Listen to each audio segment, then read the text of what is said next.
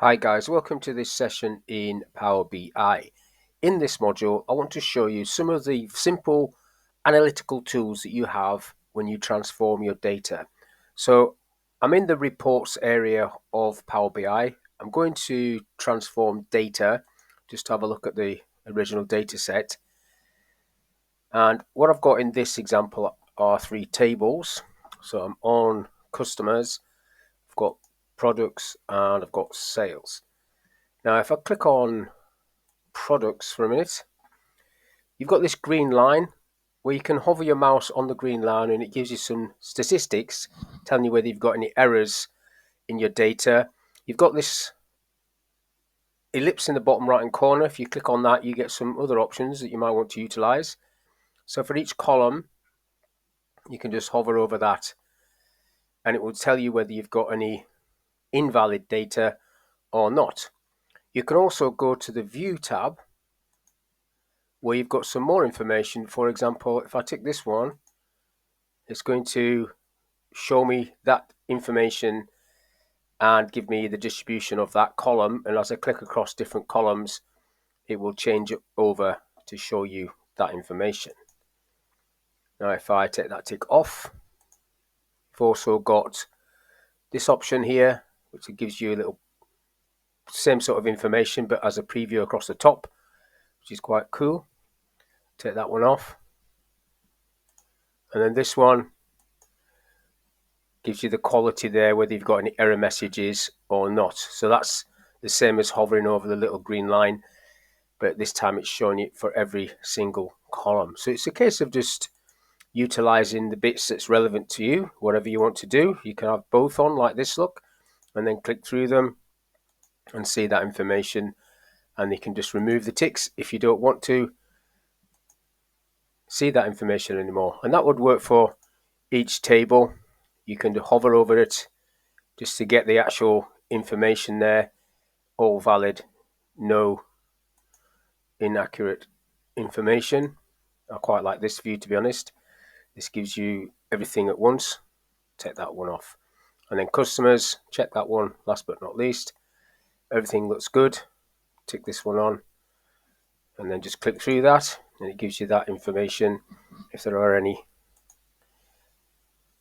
valid or invalid bits of information. You've got the ellipses there as well where you can copy things.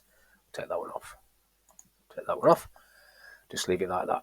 So that's all I want to talk about in this little video, how you can utilize these the data preview features on the View tab when you're in Transform Data.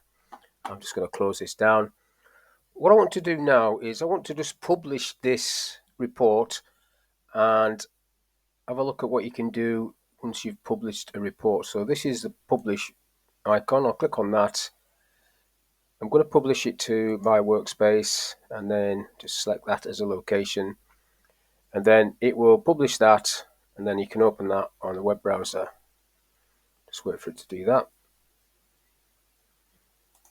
Okay, so if I go onto the web browser, this is that report.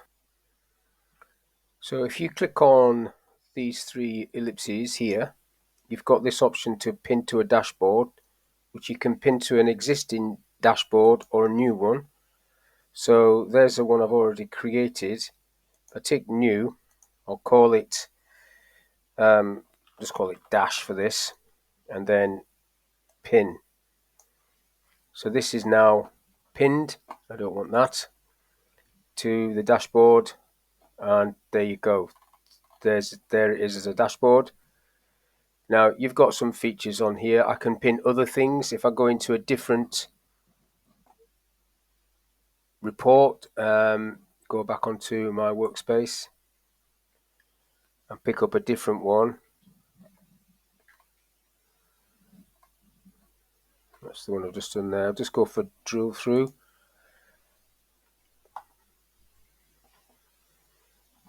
So that's a different one. I'll go onto there and pin that to the same dashboard. So it's called dash, but you've got the other ones in there, the two I've done. And then you pin that, and then don't need to do that. And then both of these are part of the same dashboard. You scroll down, you'll see the other visuals. So you can pull things in from different reports. So don't all have to be in the same report, but you're creating a live interactive dashboard for people to work with. Now, you've also got the option to pin just a visual to a dashboard as opposed to the whole report. So that example was 2 whole reports. But if I go and say I want this, just this bit, if I go to the little pin symbol, I can click on pin, and then you've got the same dialog box that comes up. I'll do a new one because I don't want it to go onto that other one. I'll just call this SACS and then pin. So I've just pinned that, get rid of that, and there it is on its own.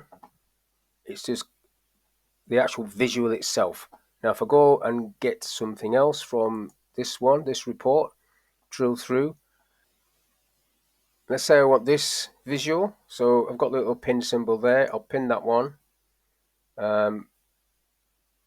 to SACS, pin, and then go to dashboard. So that's there now.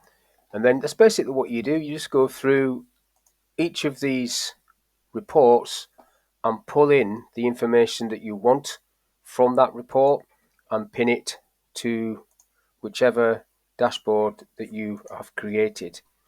Go to the dashboard. So I've now got 3 separate visuals on my dashboard that I have created.